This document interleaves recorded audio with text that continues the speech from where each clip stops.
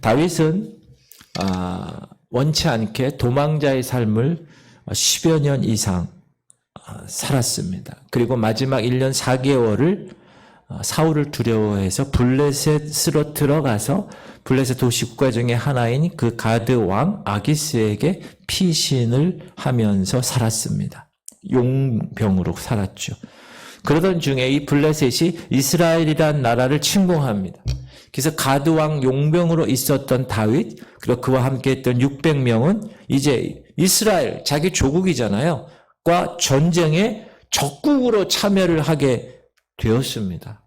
그런데 불행 중 다행이라고 블레셋 다른 도시국가, 네 도시국가의 지도자들이 다윗을 신뢰하지 않아서 다윗의 참전을 반대하는 바람에 자기 조국과의 싸움을 하지 않고 다시 자기들이 살고 있는 시글락 성읍으로 돌아왔습니다.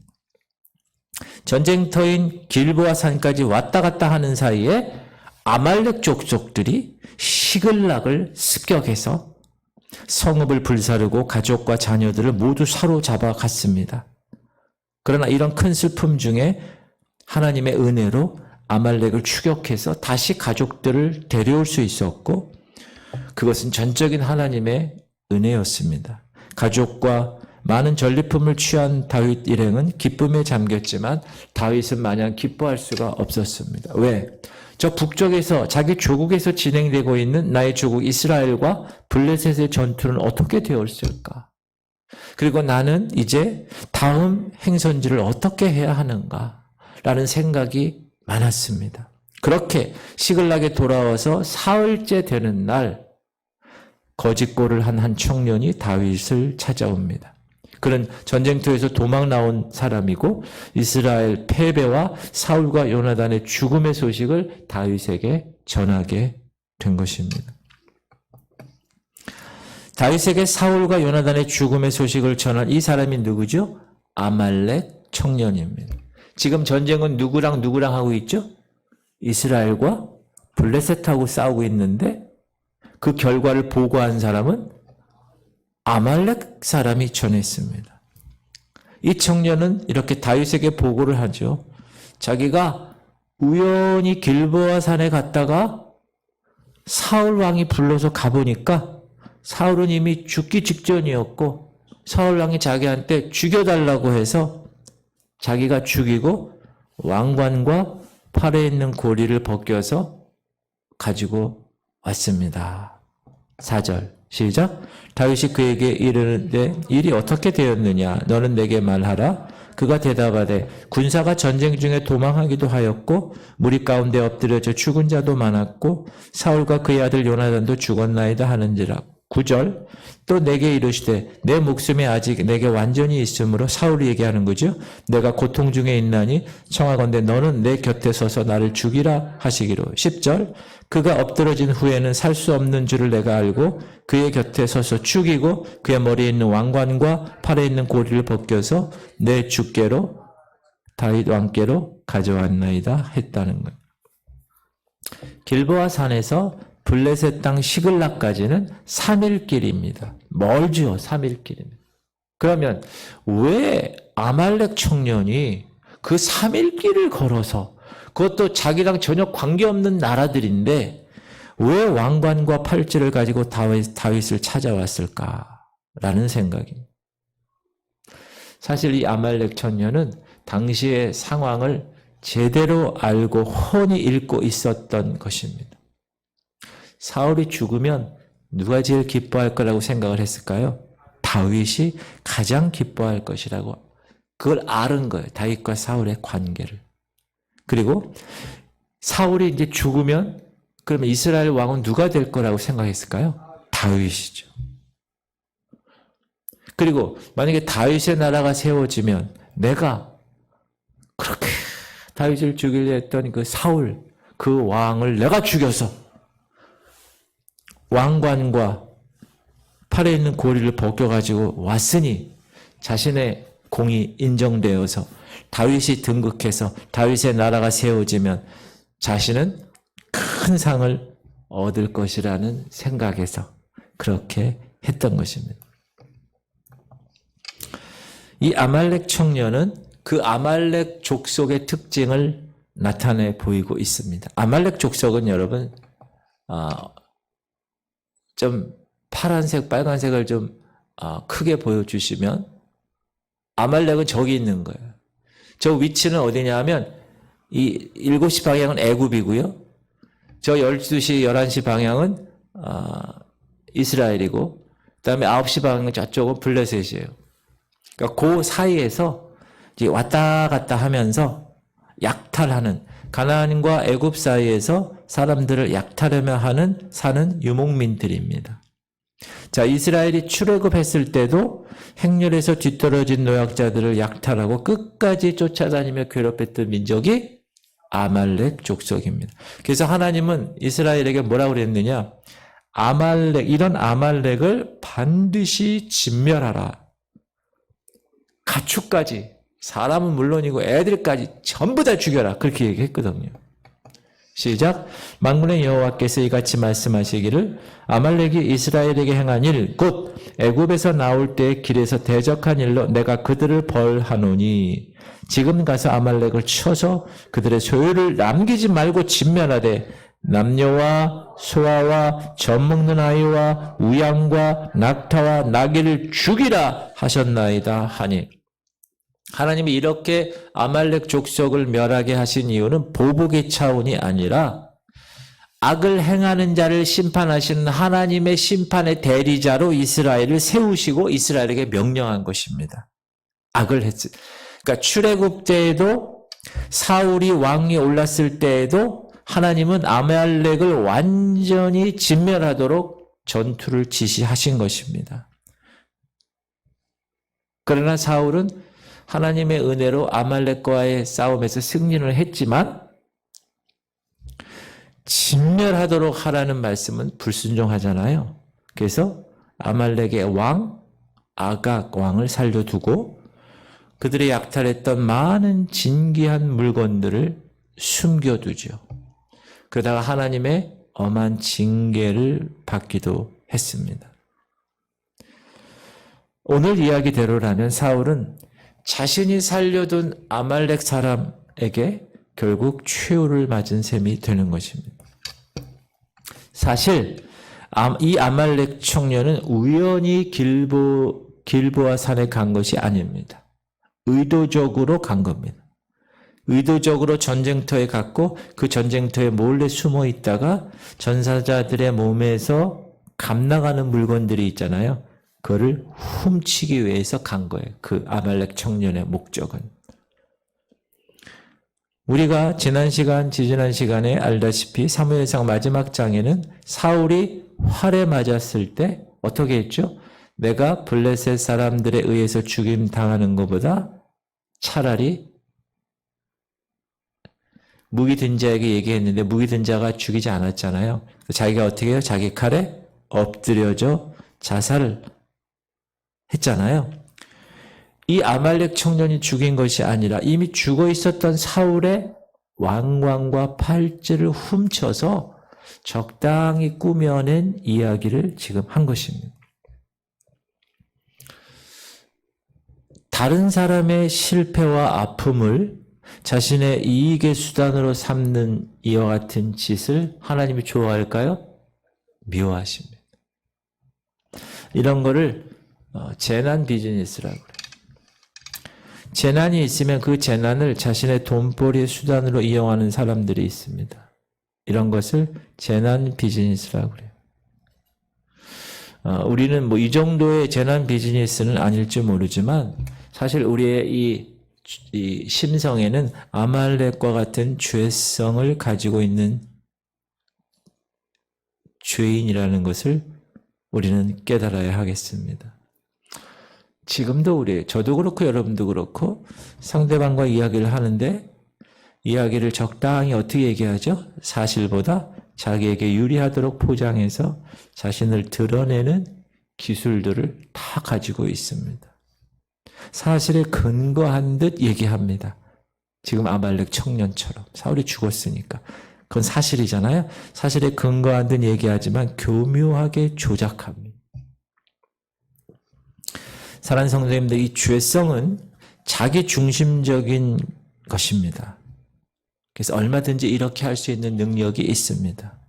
그러므로 우리는 항상 조심해야 될 것은 지금 내가 말하고 있는 것이 이 아말렉 청년 같지는 않은가 늘 돌봐야 합니다. 점검해 봐야 합니다. 왜? 하나님은 중심을 보시기 때문에. 하나님 그 사람의 의도를 보시기 때문에. 의도의 순수성 얘기하잖아요, 제가 계속. 그러므로 여러분이 교회나 직장이나 있는 그곳에서 항상 내가 아말렉 청년처럼 이렇게 사실을 교묘하게 조작해서 얘기하지는 않는가. 그런 점검이 필요할 것입니다. 두 번째 내가 생각해야 될 것은 이 아말렉 청년의 예상과는 다르게 다윗은 사울의 죽음의 소식을 듣고 나서는 어떻게 했습니까? 옷을 찢고 크게 슬퍼하고 울며 금식했습니다. 만약에 다윗이 소인배였다면 어떻게 했을까요? 기뻐했겠죠. 왜요? 그렇게 자기를 죽이려고 오랜 세월 괴롭혔던 당사자가 지금 죽었으니 얼마나 좋았을까. 그러나 다윗에게는 사울 왕의 죽음이 너무도 큰 슬픔으로 다가왔습니다. 쉽게 설명하면 이런 거예요. 지금 북한과의 전쟁이 일어났어요. 근데 휴전선을 막 넘어서 이 북한 애들이 막 파죽지세로 내려와서 많은 사람을 죽여요. 근데 그 죽은 사람 중에 나를 그렇게 괴롭혔던 철천지 원수가 있어요. 그럼 여러분은 의도하진 않았는데 저 철천지 원수 같은 놈이 죽었구나. 그리고 기뻐하실 수 있나요? 그거 모르는 거예요. 그건 그때 가봐야 하는 거예요. 지금 아말렉 사람은 다른 사람이나 민족보다는 자기 중심적인 사람이었기 때문에 다윗이 슬퍼하는 걸 이해할 수 없는 거예요. 아니 저 왕이 왜 슬퍼하지? 아니 자기 정적이 죽었는데 왜 슬퍼해? 근데 오늘 본문을 보니까 다윗은 너무너무 슬퍼했고 특별히 사울의 죽음을 알리는 이 아말렉 청년을 어떻게 했어요? 죽여버렸어요.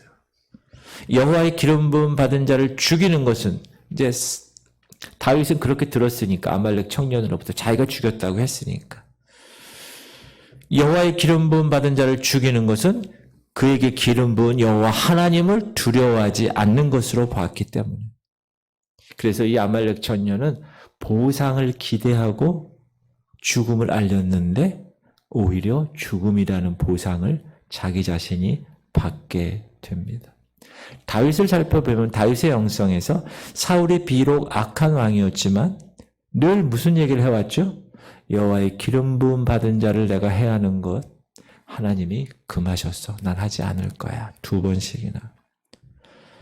요즘 같은 지도자들은 어떻게 생각하죠? 대부분 자기 욕심을 따라 사리사욕을 따라 행하는 사람들이 많습니다. 그래서 다윗이 이렇게 얘기한 것 불편하게 들릴 수가 있습니다. 왜냐하면 사울처럼 하나님이 세우시고 하나님께 귀하게 쓰임 받았어요. 그러나 섬김을 위해서 주신 그 고난, 그거를 다른 사람을 섬겨야 되는데 자기 욕심을 위해서 사용하는 사람, 자기 욕심을 위해서 사용하는 목사, 자기 욕심을 위해서 사용하는 정치인들, 하나님이 분명히 권한을 줬어요. 권세를. 근데 그거를 그 공동체를 위해서 사용하라고 준 건데 그렇지 않고 자기 사리사욕을 위해서 사용하는 목사, 사리사욕을 위해서 사용하는 정치인들. 그러면 가만히 그냥 무력하게 내버려 두라는 얘기입니까? 하나님이 선택해서 기름 부어서 세웠으니까? 이런 마음이 들어야 안 들어요? 여러분 마음 가운데. 들지요. 사실 목사인 저도 이 말씀이 불편하게 다가옵니다. 왜냐하면 그럼 그저 그냥 무력하게 그 하나님의 기름 부은 그 사람이 잘못해도 하나님께서 심판하실 때까지 기다리고만 있으라는 거야? 그러면 기다리는 그동안 그 권력을 계속 남용하고 있고 그 아래서 고통받는 사람들은 그러면 외면하면서 살아야 되는 거야? 이런 마음이 들어요, 안 들어요? 들지요. 그래서 저도 아직 어떻게 하는 것이 옳은지 정확히 잘 모르지만 그러나 몇 가지 성경적인 분명한 가이드라인은 있다. 그걸 여러분과 오늘 나누려고 그래요. 세 가지인데 첫 번째는 먼저는 책임을 맡기신 하나님께서 그 사람에 대해서 책임을 맡겼잖아요. 권세를 주고 뭐 목사든 정치가든 대통령이든 그렇죠? 반드시 그것을 심판할 것임을 알아야 된다는 거예요. 왜? 하나님이 세우셨으니까 하나님이 심판하신다는 것을 꼭 알아야 된다. 하나님께서 반드시 심판하신다는 것을 믿게 되면 내가 너무 서두르게 결정하지 않고 내가 너무 열받고 분노에 사로잡혀서 내가 심판자가 되지는 않을 수 있기 때문에 그렇다는 거예요. 도리어 이런 생각이 들 수 있어요. 야, 계속 저렇게 악을 행하면 나중에 하나님 앞에서 하나님 심판 어떻게 감당하려고 저러지? 하면서 불쌍히 여기는 마음을 가질 수 있어야 한다. 특히 목사들에 의해서 한 교회가 좌지우지 될 때, 선하게 좌지우지 되면 관계없지요. 그러나 잘못되는 경우가 있잖아요. 그런 경우에 그 사람에 대해서 우리가 어떻게 평가를 하고 어떻게 생각해야 되는가에 대한 원리라고 저는 생각합니다. 우리 이제 예를 들면 우리 중앙지방에 54개 교회가 있잖아요. 그럼 그 교회 공동체에 하나님이 영적으로 리더십을 54명의 목사를 세우셨잖아요. 그렇죠? 거기는 큰 교회도 있고 자그마한 교회도 있잖아요. 그러면 그 큰 교회든 작은 교회든 54교회에 하나님의 영적 리더십으로 목사를 세운 것은 누가 한 거예요? 하나님이 한 거죠. 그렇죠? 제가 우리 교회 여기 온 것은 누가 한 거죠? 제가 한 건가요? 하나님이 한 거잖아요. 그거를 먼저 믿고 그렇다면 그리고 그건 하나님이 한 거야. 그러면 그 목사가 큰 교회 같든 작은 교회 같든 그거는 자기 영역이 아니라 그 어쩔 수 없잖아요. 그러나 그 교회에 일단 부임을 하면 그 교회에서의 생활을 통하여 삶을 통하여 나중에 그 교회가 어떻게 될 건가는 물론 하나님이 하시겠지만 제가 열심히 목회를 하고 열심히 하나님 앞에서의 삶을 살게 되면 열매가 있을 거 아닙니까? 그러면 나중에 하나님 심판대 하나님 앞에 딱 섰을 때 이야기할 수 있잖아요. 그건 누가 하는 거예요? 목사가 하는 거예요. 그 다음부터는. 그래서 저는 큰 교회 목사로 간 목사님도 부러워하지 않습니다. 세계에서 제일 큰 교회가 어느 교회라고요? 제 모교, 여의도 순복음교회거든요. 근데 그 교회 간 목사님 좋겠다. 그렇게 생각할까? 옛날에는 그랬어요. 이야, 저기 큰형이 거기 가려다가 하나님이 못 가게 하신 것 같아. 거기 간다고 그랬었거든요. 계속 거기를 갔는데. 근데 지금 생각해 보니까 거기 안 가기를 천만다행이라고 생각이 들어요. 요즘은. 큰 교회 가면 그 교회에 걸맞는 사단의 영역, 사단의 회방, 사단의 덫이 얼마나 많은지 몰라요. 그래서 물론 하나님이 세우셨기 때문에 하나님이 다 감당하게 하시겠지만 내 영역에서 최선을 다하는 거는 하나님이 다 알아서. 여러분 우리 교회 하나님이 다 알아서 저를 보내주신 걸로 믿으시기 바랍니다. 아유 뭐 저런 게 왔어 이러면 안 돼요 여러분. 그렇게 생각하시나요 혹시? 손 들어보세요. 안 하죠. 그렇게 생각하는 게 행복한 성도고요. 행복한 목사는 뭐냐면 야 하나님이 이런 성도들을 나에게 주셨네. 이 교회 주셨네. 그게 행복한 목사예요. 그러니까 반드시 하나님이 책임을 맡기셨으니 반드시 하나님이 그것을 심판하실 것이다. 이렇게 생각하셔야 되는 거예요. 아셨죠? 전 그렇게 생각하기로 했어요. 그래서 어느 교회에서 문제가 좀 있잖아요. 그 문제에 대해서 별로 신경 안 써요. 그거는 하나님이 그렇게 세웠는데 그 목사님이 그렇게 했으니까 나중에 하나님한테 심판 받겠지. 그냥 그렇게 생각해요. 두 번째는 뭐냐면 우리가 심판하지 않는다는 것이 하나님이 심판하신다고 했잖아요. 첫 번째. 그러니까 우리가 심판하지 않는다는 것이 그저 가만히 있는 것이 아니라는 거예요. 자, 다윗을 보세요. 사울을 죽일 기회가 몇 번 있었어요? 2번 있었습니다. 근데 그를 죽였어요? 안 죽였어요? 안 죽였어요. 그러나 사울에게 어떻게 얘기했죠? 왜 무고한 자신을 죽이려고 합니까? 사울에게 얘기했잖아요.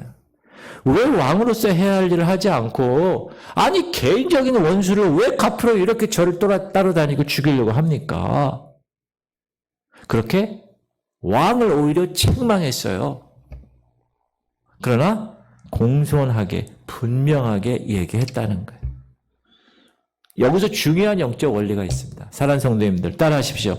심판하는 것과 사실을 드러내는 것은 다른 것입니다. 다시 심판하는 것과 사실을 드러내는 것은 다른 것입니다. 사실을 드러내는 것은 그 사실 자체를 진실을 얘기하는 거기 때문에 그 사실을 드러냄으로 인해서 당사자가 돌이킬 수 있는 기회를 주는 거예요. 주변 사람들도 판단하고 주의해야지. 그렇게 하면 안 되지. 라는 것에 기회를 주는 거예요. 꼭 기억하세요. 예를 들면 윤석열 대통령이라고 예를 들어봅시다. 그럼 윤석열 대통령이 잘하고 못하고를 떠나서 어떤 일에 관해서 지금 문제가 생겼다라고 하면 여러분들 반응이 두 가지가 있어요. 반응이. 하나는 막 열불 나가지고 어떻게 이렇게 하는 사람 있잖아요. 심판에. 요즘 지난번에 국회의원 뽑을 때 주제어가 뭐였어요? 심판이야, 심판. 무슨 심판. 나는, 우리 교회에서 심판을 말을 많이 쓰는데, 여기 더 많이 쓰네. 그 생각을 했어요. 심판이야, 심판. 그러나 정확하게 책망하는 일, 무엇이 잘못됐다는 것을 정확하게 드러내는 것은 해야 한다라는 것이죠. 그래서 당사자가 그것을 깨닫고 돌이키게 할 수 있게끔 아니면 비슷한 일을 꾸미고 있는 사람들에게 그 일을 정확하게 사실을 드러내므로 그들이 그걸 못하게 하는 것일 수 있게끔 그렇게 하는 것. 그게 중요하다. 그저 가만히 있는 것은 아니다. 다윗을 얘기하는 거예요, 지금. 다윗의 영성을 우리가 공부하는데, 다윗은 그렇게 하지 않았어요. 그냥 도망만 다니면서, 기름 부은 사람이니까 내가 죽이지 말아야 돼. 그 도망만 다닌 게 아니야. 죽일 기회를 딱 갖췄을 때, 어떻게 해요? 동굴에서 나왔을 때, 왕이시여! 부르잖아요. 그리고 예를 갖추잖아요. 딱 땅에서 인사를 하고. 그리고 나서 얘기하잖아요. 왜 한 나라의 왕이 나 죽이려고 그렇게 합니까? 정확하게 얘기해 주는 것처럼. 세 번째는 다윗이 사울을 죽이진 않았지만 자신을 보호하기 위한 행동을 했다는 거예요. 다윗이 하나님이 기름 부음 받은 자를 존중했다고 해서 그의 잘못된 명령을 무조건 순종했나요? 아니에요. 만약 잘못된 명령을 무조건 순종했다면 사울이 그렇게 고생하지 않고 그냥 다윗을 잡았을 거예요. 야, 일로 들어와! 알겠습니다. 이렇게. 근데 다윗이 도망 다녔잖아요. 사랑하는 성도님들, 사울에게 하나님이 부여하신 권한은 무한대의 권한이 아니라는 거예요. 그 직무를 수행하기 위한 권한이에요. 그래서 그 권한은 인정해야 합니다. 그러나 그것을 벗어난 잘못된 명령에 무조건 순종하는 것은 아니다. 꼭 기억하십시오. 하나님이 어느 공동체에 어떤 리더십을 세워서 분명히 다스리게 한단 말이죠.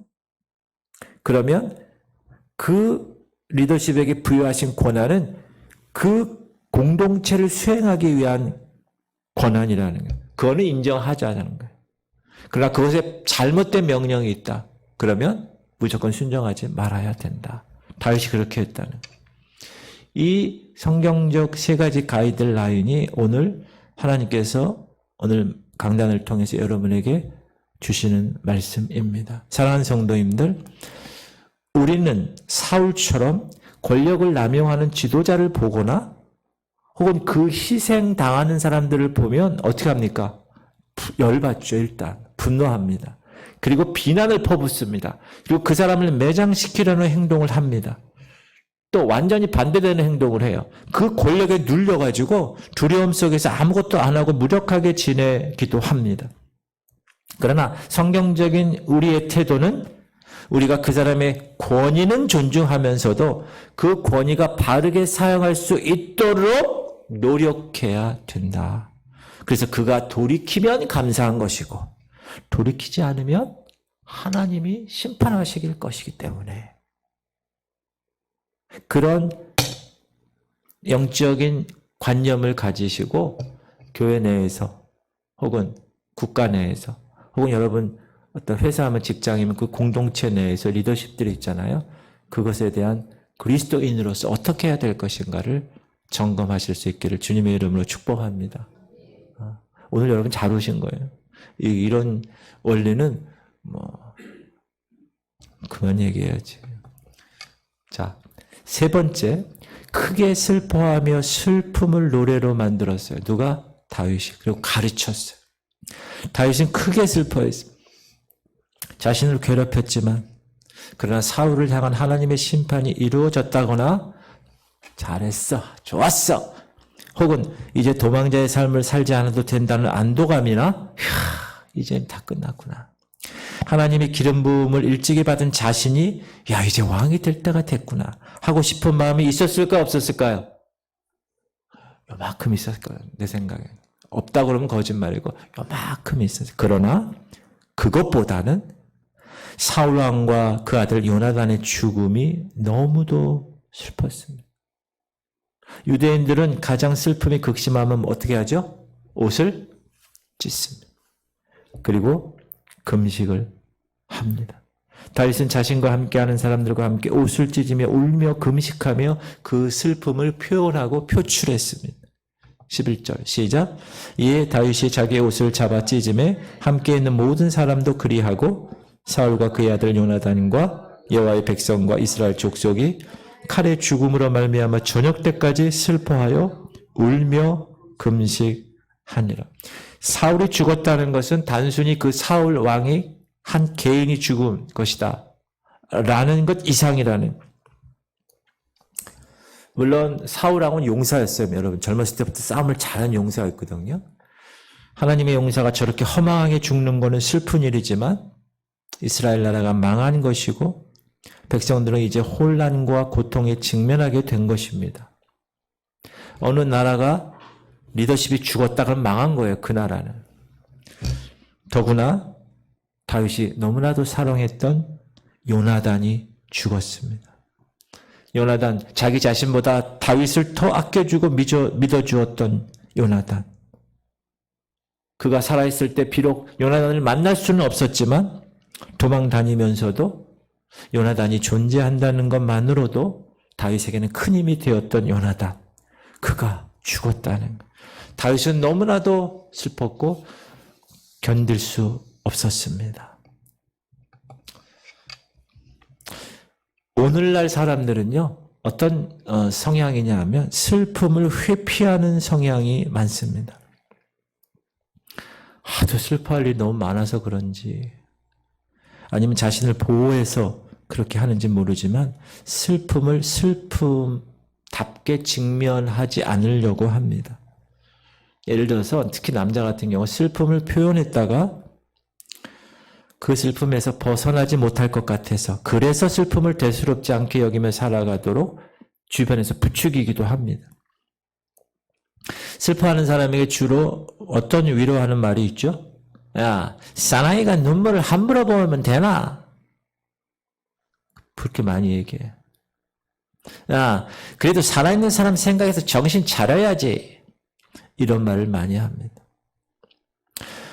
어쩌면 이런 말을 한다는 것은 그 사람도 그만큼 슬픔에 어색하고 슬퍼할 줄 모르기 때문이 아닐까라는 생각이 듭니다. 그러나 사랑하는 성도님들 따라합시다. 슬플 때는 슬퍼하십시오.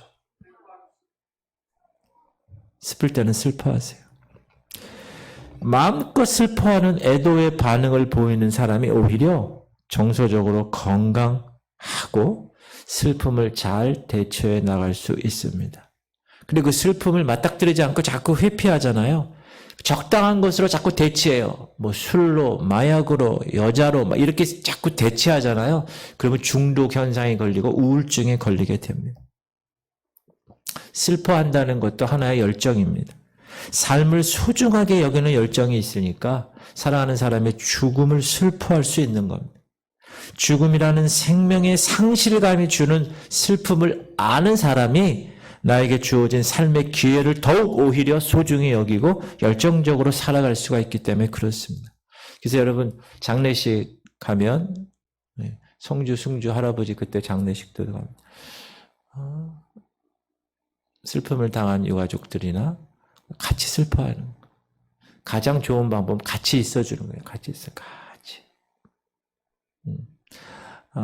그날 제가 또 그 다음날 이렇게 가면서 거기 황제 집사님 어머님이 계셨어요. 계속 계시는 것 같더라고요. 나는 그렇다고 그 권사님이 뭐 특별하게 뭐 이렇게 하는 일은 없었지만 제가 봤을 때는 그 슬픔의 자리에 같이 앉아서 동참하고 있다는 것 자체가 그 위로가 되는 거잖아요. 그 애들도 봐주고 또 뭐 도와줄 수 있으면 도와주고 누가 시켜서 하는 것도 아니고 그런 마음이 정말 귀한 마음이라고 저는 생각이 들었습니다. 여러분 슬퍼할 때는 같이 슬퍼해 주세요. 기뻐할 때는 또 같이 기뻐해 주시고. 사랑하는 성도님들, 오늘 성경은 다윗이 너무 슬퍼서 생을 포기했다거나 다윗이 너무 슬퍼서 기름 부음 받으면 뭐해? 산속에 처박혀서 그냥 남은 생을 살아야지 라고 하지 않았다는 거예요. 다윗은 도리어 그 슬픔을 승화시켰어요. 뭘로? 노래로 승화시켰다. 노래로. 시작.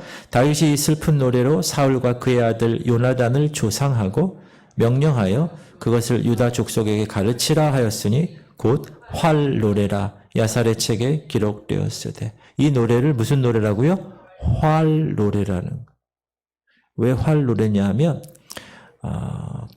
군인들이 전쟁에 나가기 전에 옛날에는 우리 때만 해도 뭐 하죠?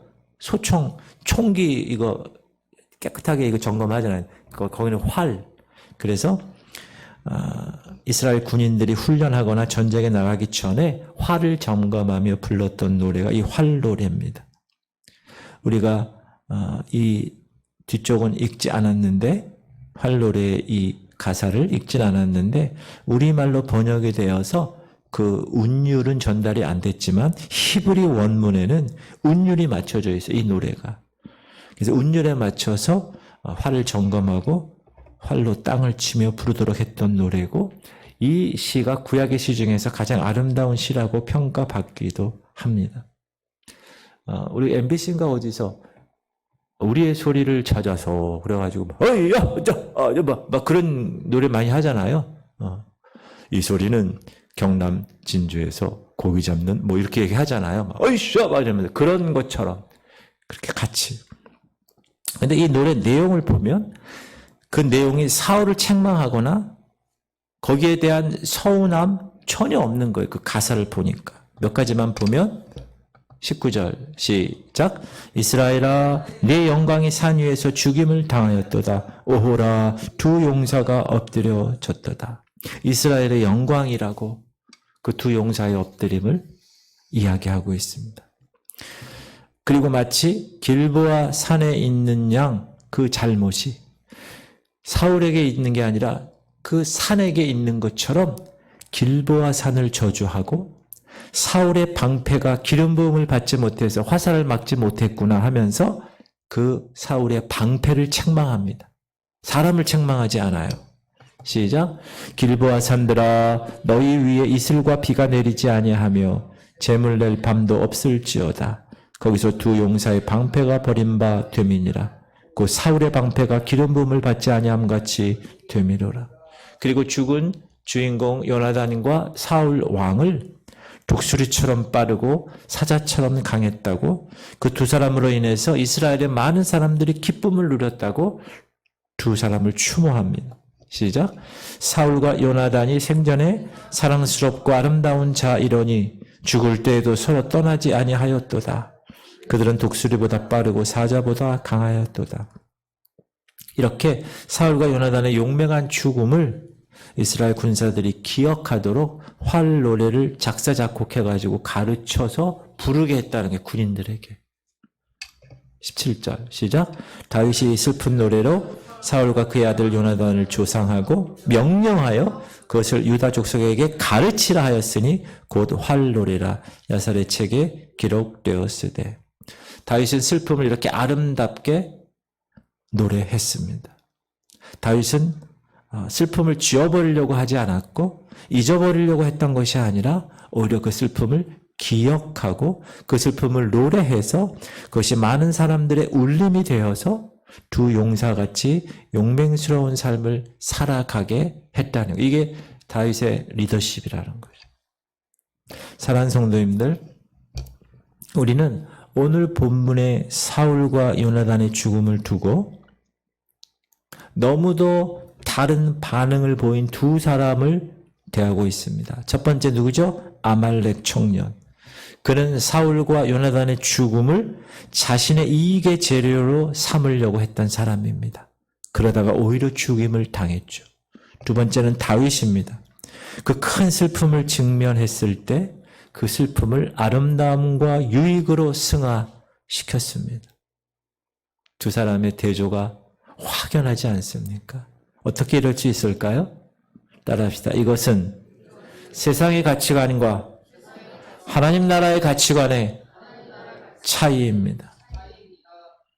성경은 하나님은 다윗을 통하여 세워갈 하나님의 나라가 어떤 나라인지를 이 슬픔을 대하는 자세로부터 드러내고 있는 것입니다. 여러분은 하나님의 나라의 백성들입니다. 맞습니까? 그러면 여러분이 어떻게 이 하나님 나라의 백성으로 살아가야 될 것인가? 그걸 항상 염두에 두고 사셔야 된다. 그거의 가이드라인, 성경이라는. 하나님의 백성은 이렇게 살아야 된다고 하나님은 32,500가지의 말씀을 통하여 우리에게 이야기하고 있는 것.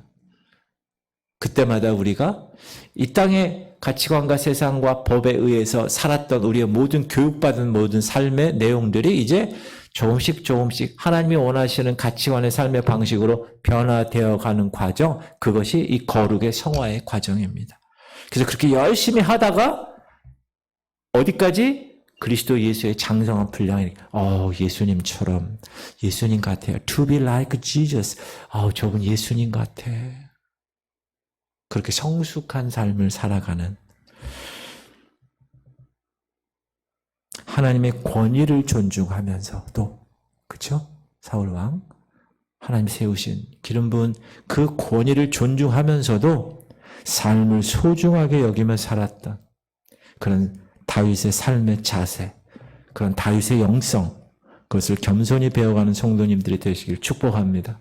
이렇게 하루하루 우리도 모르게, 나도 모르게 이렇게 조금씩 하나님 말씀에 의해서 변화되는 삶을 통해서 성화의 삶을 살아낼 수가 있는 것입니다. 그리고 성숙한 삶을 살았을 때 우리는 말할 수 있습니다. 주님이 거룩하게 살라고 해서 저도 최선을 다해 살다 왔어요, 주님. 하고 그리스도의 심판대 앞에 설 수 있는 그런 존재들이 되시기를 주님의 이름으로 축복합니다. 우리 통성으로 기도할까요?